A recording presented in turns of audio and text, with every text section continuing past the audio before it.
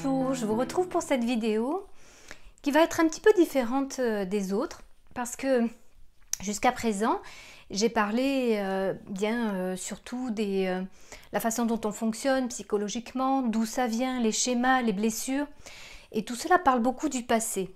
Et ce dont je me suis rendu compte, c'est que c'était nécessaire de vraiment s'attarder sur le passé, essayer de réparer le passé, d'autant plus que ça n'a pas été fait depuis très longtemps, depuis toutes les lignées, et qu'on a finalement eu la nécessité de réparer. Et donc on était sur ce que je vais appeler une énergie de réparation. Voilà. Et cette énergie de réparation, en soi, elle a fait avancer. Mais aujourd'hui, ce dont je me suis rendu compte, c'est que peut-être qu'il était nécessaire de se libérer de cette énergie de réparation pour créer une autre énergie. Alors, ce que j'appelle énergie de réparation, je vais vous donner un exemple pour que ce soit bien concret. Imaginons que donc, dans l'enfance, j'ai vraiment été malmenée, voire dévalorisée. Et donc, je n'ai pas construit une bonne estime, une bonne valeur de moi-même, pas de la confiance. Et ça, je sais que ça concerne beaucoup de personnes. Eh bien, je vais passer ma vie à essayer de réparer ça, à essayer d'avoir enfin de la valeur, de la reconnaissance. Et donc, le regard extérieur va être très important pour essayer de réparer. Et donc, je vais tout faire pour avoir cette reconnaissance. C'est ça que j'appelle l'énergie de réparation. En soi, elle n'est pas mauvaise, elle peut être même positive puisqu'elle peut faire avancer. Par contre, ce que je vois maintenant, c'est qu'à un moment donné, cette énergie de réparation, elle peut finalement se retourner contre soi-même parce qu'à force de vouloir avoir cette reconnaissance, peut-être que je peux en venir à dévaloriser d'autres personnes. Et finalement, je vais reproduire ce que l'on a fait sur moi. Alors, c'est pas obligatoire, hein, c'est un exemple. Et à ce moment-là, eh bien, cette énergie de réparation ne sera plus du tout bénéfique. Et c'est là où il va y avoir en fait une prise de conscience qui fait que si je continue sur cette énergie-là, elle risque d'être finalement néfaste, mauvaise pour moi. Et donc, ce que je vois, et je pense que c'est la période aussi qui veut ça, c'est que maintenant, il est préférable, je pense, de lâcher sur le passé et sur cette énergie de réparation que l'on a utilisée pour créer une nouvelle énergie et que je vais appeler une énergie créative ou une énergie de construction ou une énergie vivante. C'est-à-dire que je vais créer maintenant.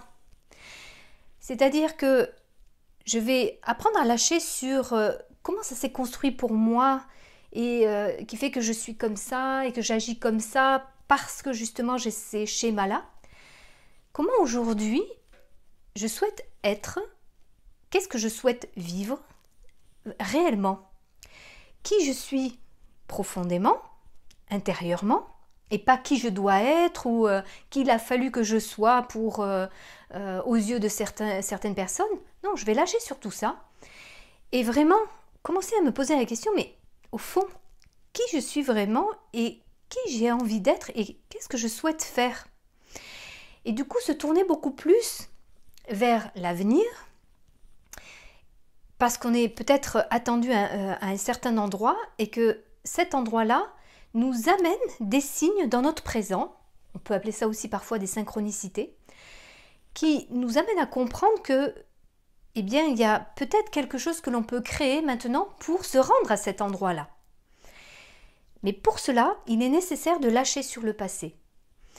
Et je vous invite à vous poser cette question chaque fois que vous avez des comportements ou des choses qui arrivent et qui viennent du passé. Eh bien, à la lueur de votre conscience, parce que c'est vraiment elle qui permet de voir et de changer cela, de voir que « mais ça, c'est vraiment quelque chose qui est très ancien, que j'ai toujours fait. » Et à la lueur de ma conscience, bien, de me rendre compte que c'est vraiment quelque chose qui est récurrent et qui n'apporte rien de bon. Comment je peux conscientiser ça pour lâcher ça et créer à ce moment-là quelque chose de tout à fait nouveau. De faire quelque chose que je n'ai peut-être pas l'habitude de faire, parce que je vais être dans cette créativité, là maintenant, dans le présent. C'est-à-dire que les choses du futur vont permettre d'amener dans mon présent quelque chose qui va donner cette énergie, cette impulsion pour avancer dans mon futur par rapport à qui je souhaite être et ce que je souhaite vivre. Je pense que ce qui s'est passé là depuis ces 2 dernières années ont tellement ébranlé les repères que ce n'est pas pour rien, sans doute, et ça a sûrement contribué à justement nous permettre de prendre conscience que c'est important de lâcher sur ces anciens repères et de commencer à envisager tout à fait autre chose. Donc d'être créatif, de pouvoir réaliser qu'on ne peut plus vivre comme avant et qu'il y a en fait au contraire tout à créer pour aller vers un futur que l'on souhaite. D'où l'importance de lâcher sur les anciens repères du passé et créer quelque chose effectivement qui va nous amener vers ce futur. Et un futur plus désirable. Voilà, c'est ce que je souhaitais vous transmettre. Et puis, un autre effet qui pourrait être positif par rapport à cela, c'est que tout ce poids qu'on a récupéré, j'ai envie de dire, des lignées qui n'avaient pas réglé un certain nombre de choses, eh bien si on libère et on se libère de ces poids-là, c'est autant de choses en moins, autant de poids en moins que l'on va transmettre à nos enfants. C'est-à-dire que eux, si on ne leur transmet pas cela, ce poids du passé, ils vont pouvoir avoir vraiment l'énergie pour créer tout à fait autre chose. C'est-à-dire qu'ils ne passeront pas leur temps à dépenser cette énergie pour réparer quelque chose. Mais ils auront toute l'énergie créative pour créer autre chose. Et je pense que ça, c'est très important. Et c'est effectivement quelque chose qui correspond à notre période. Alors, je fais cette petite vidéo en plus fin d'année 2021. Donc comme si on lâchait aussi quelque chose du passé pour envisager la suite, même si peut-être la suite sera encore un peu chaotique. Mais justement, ce qui va être important, c'est d'être vraiment bien centré en soi-même pour pouvoir être soi-même, prendre les décisions en son âme et conscience par rapport à l'environnement et tout ce qui sera proposé et être en lien avec toutes les personnes qui vont se positionner de cette manière-là.